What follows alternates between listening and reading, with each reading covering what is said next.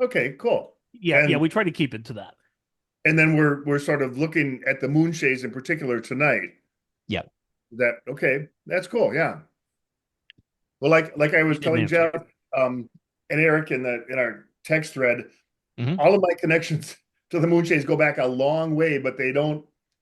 I don't really know much of what happened in the product line Yeah. after the early '90s. Sure. I don't know when I wrote the second trilogy, the Druid Home trilogy. Hmm.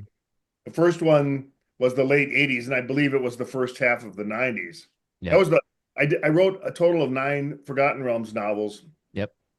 but the Druid Home trilogy was the were the last ones I wrote for Forgotten Realms. Sure. 1992 was the first one. Okay, so yeah, I would say about probably Yeah. I was doing about one a year, 92, 3, and 4. About by 95, I wrapped that up. Right. And what year was Darkwalker? I want to say 85, although it might be 86. Yeah. I was working on it in 85, so I I guess think it was 86 actually. yeah, which was the very first Forgotten Realms product. Correct. Yeah. Jeff Grubb and Ed reminded me at this. We were I was on a panel with Ed Yeah. and Jeff Grubb at Con in Madison last weekend.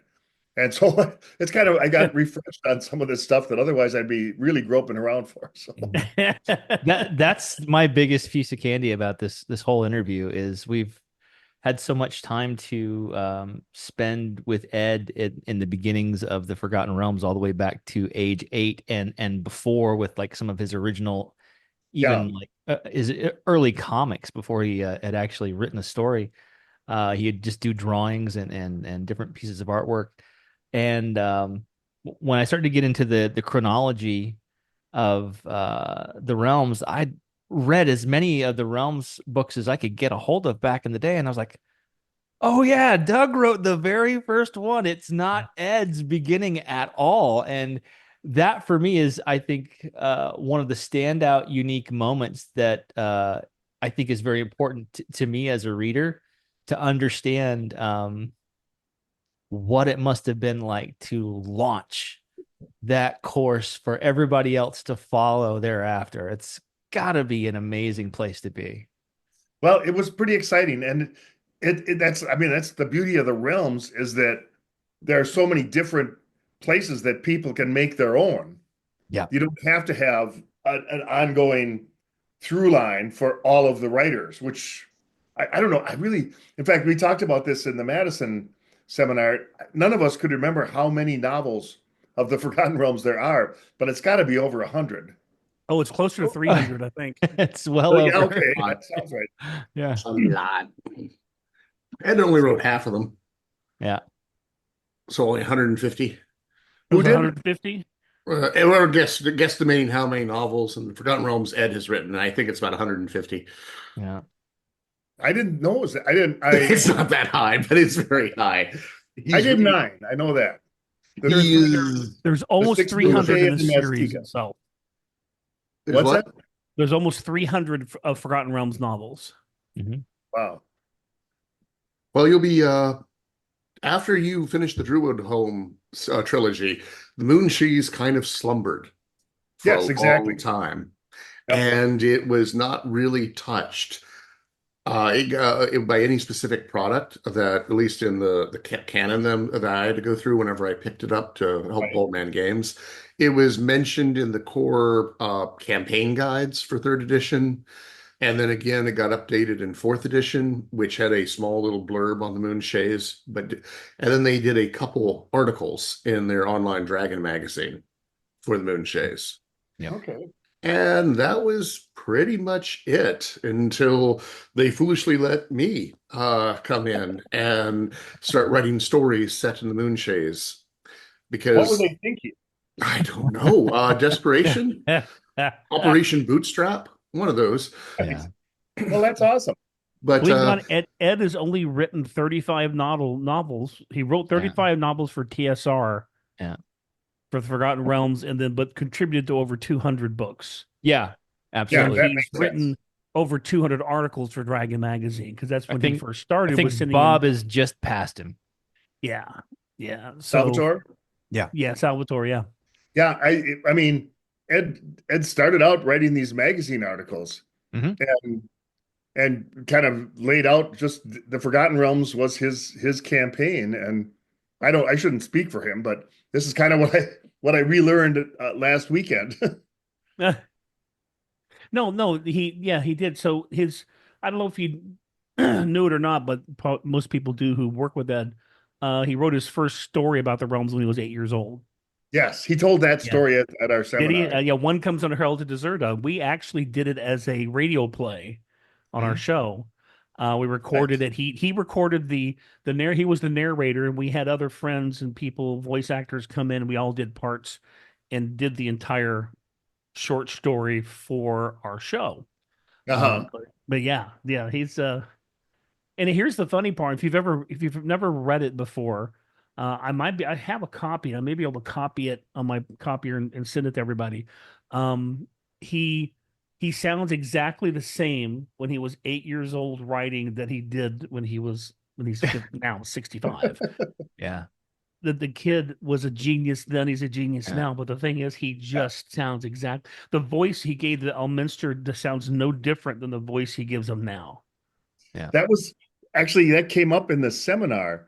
Um, Jeff Grubb was kind of the coordinator of the FR Forgotten Realms back then, and was talking about the book department when Ed what was his first um, not spell what was the first Forgotten Realms novel he wrote the about the teenage girl that had this Oh power. yeah, the hand of fire, was Hand of Fire the first one? It was of course, now I can't remember anything about Ed. Yeah, Um, it was the Spellfire series. Spellfire. Was That's it right, Chandler's Spellfire. story? Andrew story, yeah. Okay. That was the word I was looking, Spellfire. And so they told this story of how the editors of the book department wanted all of the archaic ye, thee, thine, Yeah. language taken out, and Ed wanted it all to stay in. Yeah. And the compromise was that they took it out of everybody except Elminster's Elminster, voice. yep. Yeah, Right.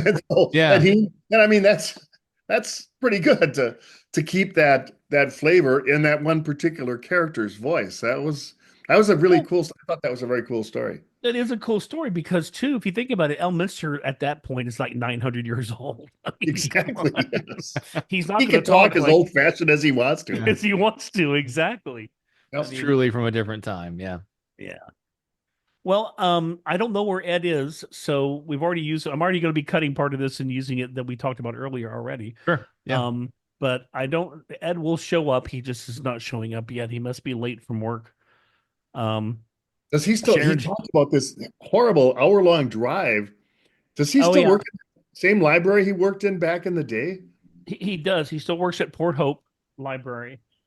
Oh, my wife just said they just added everything, my calling back to Canada. So, Oh, okay. but yeah, he still has an hour and 10 minute. We went. Curry and I went and stayed with him about 2 years ago for a week, and he drove us to Port Hope. And yeah, so I wouldn't want to make that every day. Yeah, So it's I two mean, and a half and hours every he's talking day. about doing that 30 years ago. Yeah, him and his wife both. I mean, it's because she worked at the library too, I believe. So I have a quick question for you, Doug. Yeah. For the City of Greyhawk box set, I believe you worked on that one with Carl Sargent. I didn't do much on that one. I was kind of curious how much of that was from your brain, was your creation? I don't even remember working on that, frankly. The City of Greyhawk, that was Gary Gygax's baby. Yeah, I really thought they had you down because I remember they had your name on something in there. And I was like, You're oh, not thinking of interesting. Lankmar. Well, I did I a did a search for you. Thank you. Let me go see. I got it around here So, somewhere. we'll talk about this stuff here. We'll officially start here in a minute. But I really want Ed to be here because he said he was so excited. Yeah, it sounded like he was. Well, they somehow decided to put your name on it.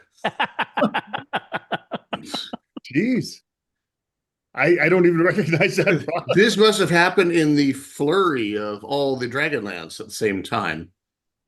What's the copyright date on that? This one is 89. Is it the Okay. first printing or the I think this is the first printing.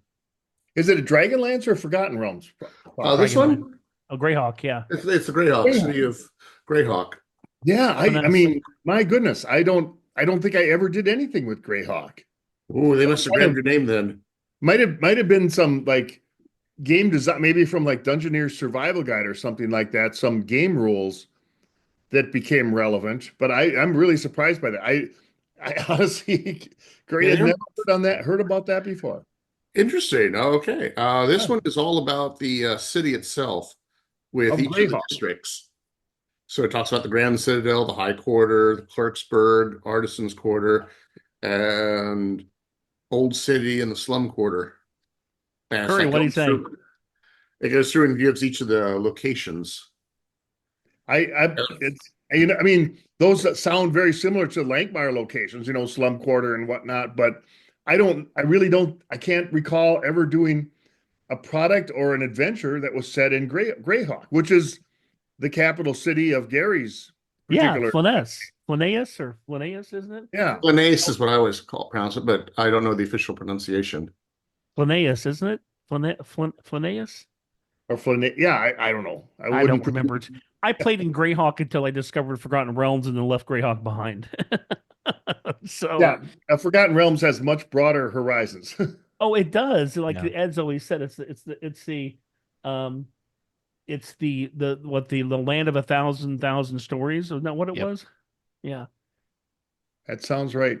And Ed's whole thing that he had with the writers was, if you tie up a loose end, give me three other ones every time. Okay, right. So therefore Yeah. it never ends. The rule of three, yeah. The rule of three, yeah. The rule of three. Yeah. So it never ends.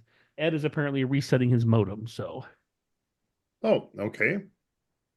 Yeah, he said when we were on the phone, he said it was probably going to be another 3 minutes or so. So he should be on shortly. Oh, yeah. well, he's coming then. I'm All right. keeping the box up when he jumps in. I have to admit him. So Sure. Okay, now I'm very curious about this because I also can't find any products of Lankmar with your name on it. And I'm wondering if they took everything from Lankmar and just slapped the Greyhawk sticker on top of it. I don't know. It was a one of those perfect bound. You know what perfect binding is? The like not a magazine, not a stapled cover, but an actual like the National Geographic magazines used to be. Yeah, I got it. I own that book. I enjoyed the heck out of that one. should we talk about this great picture? Well, you Wow, know, that picture. I had a lot more hair back then, and even then that picture I didn't have a hell of Can a you lot. cut that part for me, please? Yeah, that's we're talking what 40 almost 32 years ago. Well, I don't know how old the picture is, but I think it was in the mid 80s, I bet. okay. I started working at TSR in 82. So and I 40 was years, on 42 years ago. Yeah, that would be 42 years ago. And I was on staff until 1990. And then I resigned, but I went freelance and I did an awful lot of work for TSR after that. So it's kind of a blurry line. I my boss, I've got a story about that. I don't know if you want me to. Oh, sure. Yeah. Okay, well, so the president of TSR, the people that bought it from Gary, were the owners of the Buck Rogers license from the 1930s. Mhm. Apparently their grandfather he wasn't the creator of Buck Rogers, but he was the businessman who claimed the license and who made the money off of it. And they really, really wanted to revive the Buck Rogers line, which I have to say, none of the designers at TSR were particularly eager to work on. And so I was in a situation where blowing my own horn a little. I was a really productive game designer. So I was made my name for myself in the 80s and was doing a lot of good product. But I also, my wife and I had built a large home out in the country in the late 80s. And we moved out there and I kind of leveraged that. I had a wonderful home office there and I leveraged that into TSR letting me work at home. and which I loved, but I think, and I understand my boss, Jim Ward, who was a really good boss. I liked him a lot, but he was in an awkward position because then all of the other staff were, well, how come I can't work at home?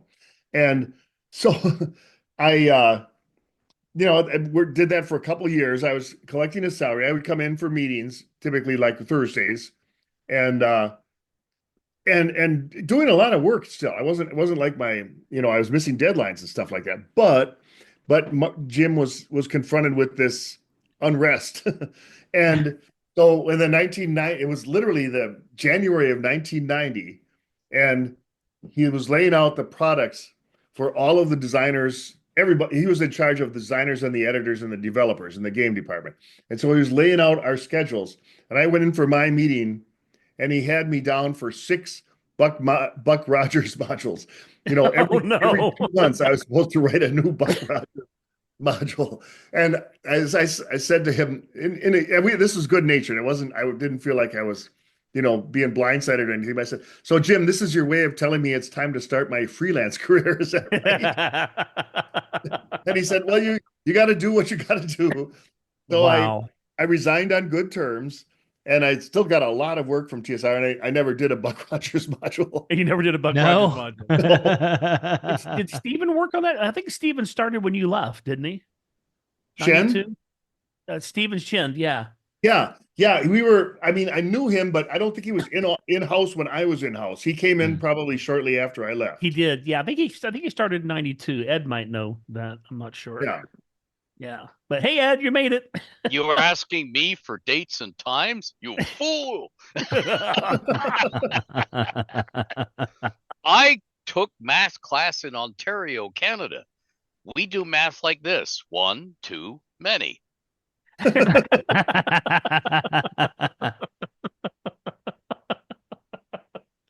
Oh, very good, Ed. Wow. We learned to count by counting beers. Well, that's how we do it in Wisconsin too. Yeah, there you go. Yeah. So when you hit about 20, you're done, right? So as far as you know, it goes to 20 and that's it. Yeah. And I honestly don't know when Steven started. I want to just say know 92. Which Gen Con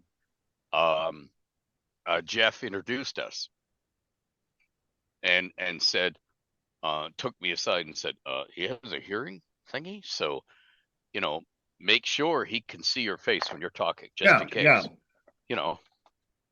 So yeah, that would have been you've got the year right for that Gen Con, but I have no idea when he started. Sorry for being late. I had a modem problem here, and I was you're sitting fine. at the Okay. this aging Windows 10 box. It has subtle ways of telling me, the computer manufacturer wants you to upgrade. And I say, I have a laptop sitting right there, like 6 inches away, that has Windows 11. Let me use my old computer. And tech. I'm has a surprised way you of had not one listening. that new, Ed. Really? Hey, oh yeah. Well, look, my 16 Macs in the basement are getting That's low. what I'm saying. You got all those Macs. And You know they're what? all I'm gonna perfectly good computers. next time I come, I'm taking all those Macs and I'm taking out the hard drives and taking them home and getting them copied onto flash drives. Anyway, so we're here. We're here with Doug Niles, and this is my introduction. We're here with Douglas Niles and Kevin. Kevin. Hey, Kevin, you're Kevin now, Eric. Apparently. I will wear pride, name with pride. Yes. Okay. Yeah. And Yeah, we of don't course, have too many Kevin. Kevin. And of course, Curry and the old mage himself, Ed Greenwood. And we're speaking with Douglas Niles, who has the honor of being the very first novelist to write a novel for the Forgotten Realms. Mm-hmm. And achieve the distinction of writing it before the realms was a setting. That's right. right. That's right. Right, yeah. So you may have said it earlier, but how does it feel being the one who basically fired the starting pistol to what became the Forgotten Realms novel line? Did you say Ed or Doug? No, Doug, you. Okay. How does it feel being the person to start off the novel line?